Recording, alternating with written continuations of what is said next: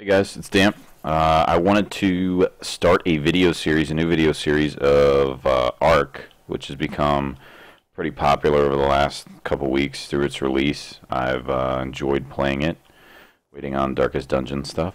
So I wanted to kind of start a 101 series and hopefully allow you guys to not make the same mistakes that I did when I first started playing, to hopefully make your transition to the game a little easier, kind of like I do for Darkest Dungeon. So I have, just to give you some context, I have about 50, right around 60 hours actually in the game. I wanted to kind of go through a few things that will hopefully make your lives easier as you are first starting to play Ark. And this video series really isn't targeted at anybody that has, the same amount of time that I do, because I'm still learning a lot of stuff. But this is mostly for if you're just starting off, some of the stuff that, some of the mistakes I made and some of the time I originally wasted when I started. So hopefully you guys will be able to avoid that. So first, to start off, you're going to pick where you're going to spawn in. My advice would be to start somewhere in the south. My first mistake was I spawned in the north and tried to work on the beach.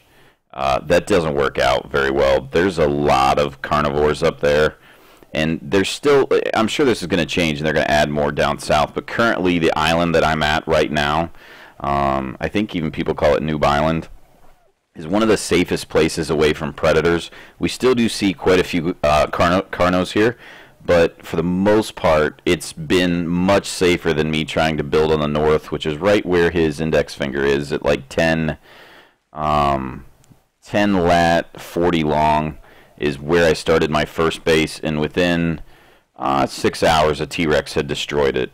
And then within another 12 hours after I rebuilt, 3 scorpions, 2 raptors, and a T-Rex destroyed it again.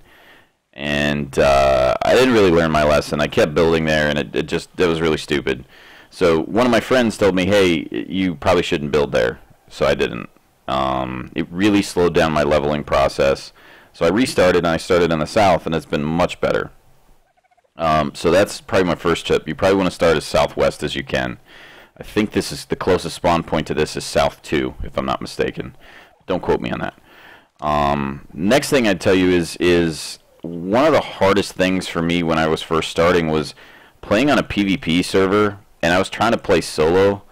My advice would be to try and find somebody to play with before you even go on a PvP server, and hopefully they're higher level than you. But I would say a private server for PvE is probably the best route, so you can learn the ropes and learn what the game's like, and how to really how to play before you start worrying about PvP. My first few days, I was getting picked up by people with pterodactyls, like from my base on the beach, and they would take me out over the ocean and drop me in the ocean just to grief me and watch me swim until I ran out of stamina, and then either get eaten by a megalodon or die.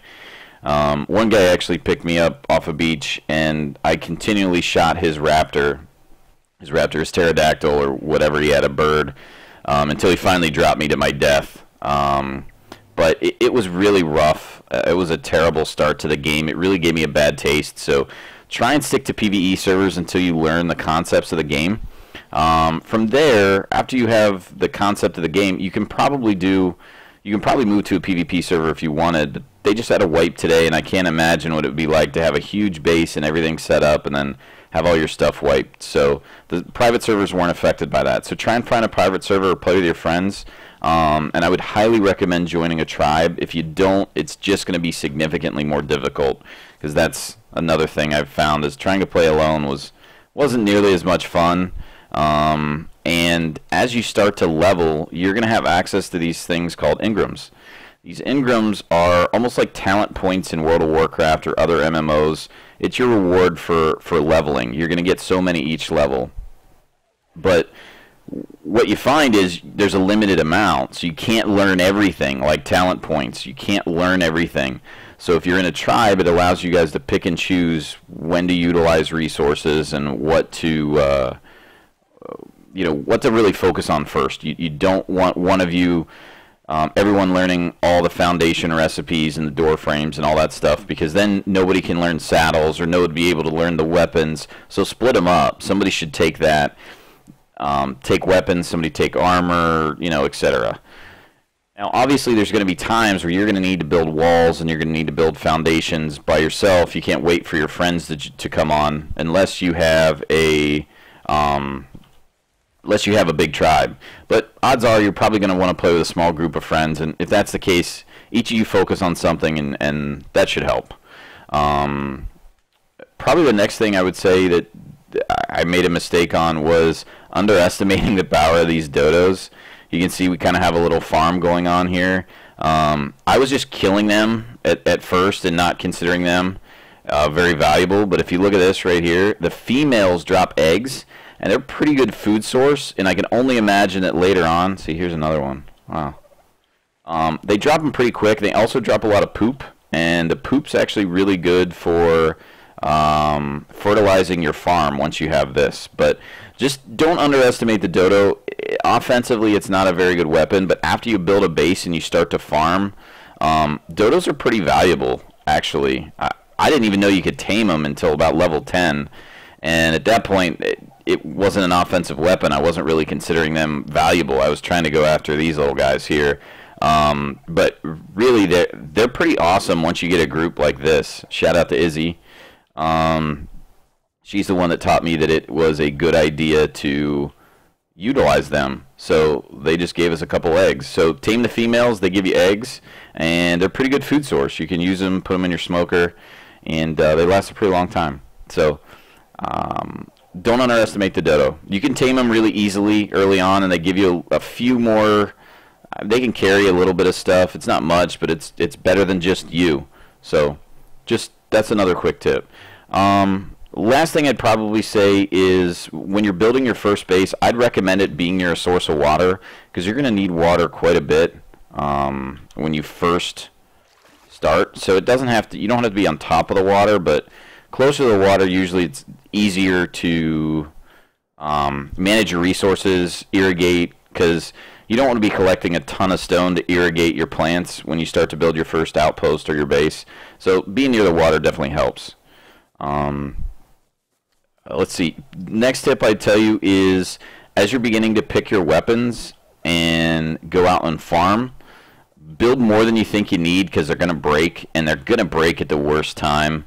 Always carry 2 or more spears with you, and the earlier you can get a dinosaur to help you with combat, you don't necessarily have to ride it in order to tame it. That's another thing I didn't really understand.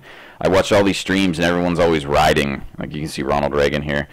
Everyone is always riding them. If you don't necessarily have to ride it in order to use it offensively, it just walks around like a bodyguard for you, which is pretty cool. So that's kind of another thing. Tame something early if you can. You're going to utilize narco berries for that.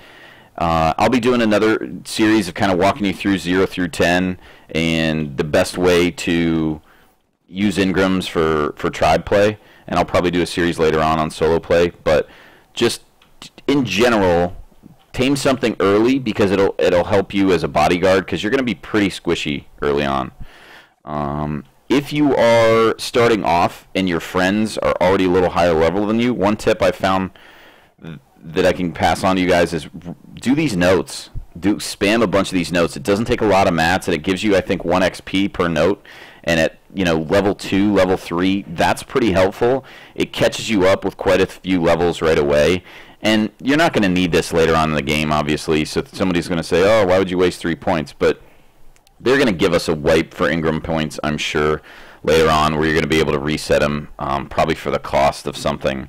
And that will allow you to better, utilize that. But at first, you just want to get a higher level so you can help your friends and contribute to the tribe. So kind of to review, make sure you're in a tribe. It helps a lot. If you're going to go solo, be careful. You probably want to try and go in an area where nobody is, or try and build some friends through chat or maybe on the Reddit. If you watch my stream, which you guys can find in the channel, most of us were playing on our own server, thanks to Sage, and that's helped a lot with being able to better manage just not having PvP and for us to learn the game. Eventually we'll switch on to PvP, but for right now we're really just worried about trying to learn the game and the basics and the concepts. So outside of that, I mean, when you first start in the game, here's what you're going to do. You're going to walk up to a tree, and you're basically going to punch the hell out of it, pick up a rock on your way by hitting E, and then punch a tree. You're going to punch it till you get 10 thatch and 1 wood. Once you have that, you're going to hit I for your inventory, go to your craftables, and you're going to make one of these stone picks. The way your items are going to grow is you're going to need the stone pick to harvest flint. That will allow you to make your stone hatchet. And then once you have your stone hatchet, you're able to utilize more of, you can collect more wood instead of thatch, and then that'll allow you to make the spear. Always want to make a couple spears because they break pretty easy. You can throw a spear with the right mouse button, or you can stab with the left. So in your first few levels, that's what you're going to be able to use. So that's really it, guys. I kind of wanted to keep it short so I'd be able to show you all some of my mistakes and hopefully don't make it. Remember, build down south. Don't try and force anything up north. It's really difficult. Try and build down near the water. Don't make your first shelter too big. I would construct a simple bed as soon as possible, because if you spend some time making, you make this base, the beds allow you to spawn there. It's going to be really hard to find your way back early on in the game. So M's your map. You can use it on a private server. It kind of shows you where you are, but it won't necessarily on a public server. And on certain servers, it doesn't always have to show you where you are. So it can be really a big pain in the ass to try and find your base again. So those were just some of the mistakes I made. Hopefully this helped you. Thank you for watching, and I'll be coming back with a few more ARC videos over the next couple weeks for the basics and introductory stuff that I've been learning. Thanks, guys. See ya.